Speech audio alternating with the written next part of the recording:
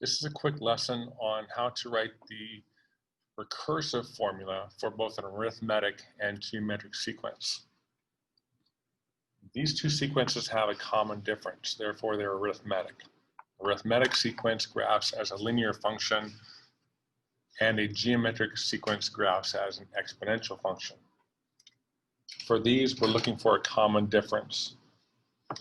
So recursively, we can write this as a sub 1 or u sub 1. The first term in the sequence is 34. Every subsequent term, the nth term, is equal to the term that came before that, a to the n minus 1. And then our common difference seems to be 100, a positive 100. Now this is true for every n that is greater than or equal to 2, because our first term is defined as a sub 1. Our next term would be a sub 2, a sub 3, and so on. Now let's look at a geometric sequence. The examples you're looking at in Canvas are different. I want you to have an opportunity to do those on your own. So this sequence has a common ratio. It's going to be geometric. I'm looking at the ratios between 6 and 2, 18 and 6, 54 and 18. I divide 18 by 6, 6 by 2. I get a common ratio that is 3. My first term is 2. My subsequent terms,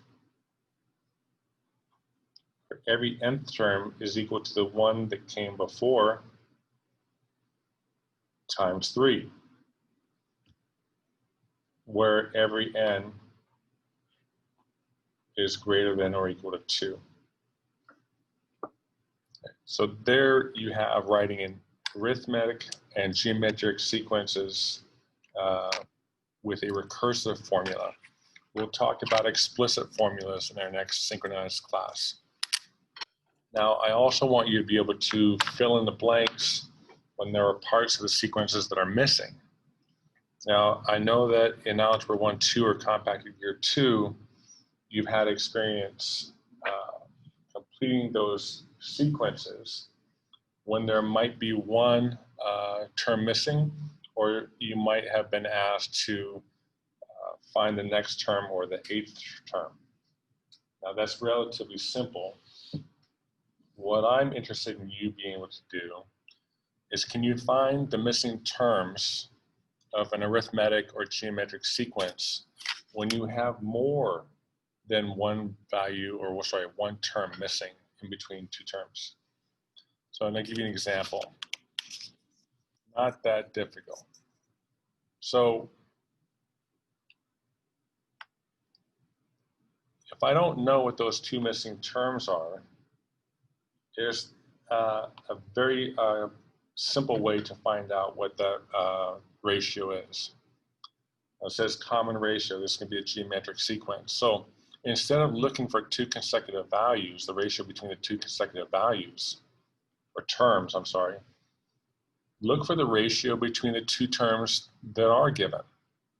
What is negative 256 divided by negative 4?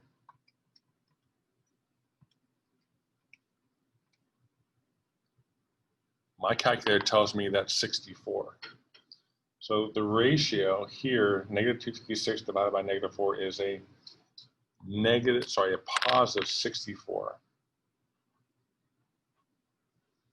Now I know to get from negative 4 to negative 256, I am multiplying something, my common ratio, 1, 2, 3 times. So my ratio multiplied by itself 3 times is the same as my ratio to the third power, equals 64. Now you should recall from algebra, you can undo a power of 3 by taking the cube root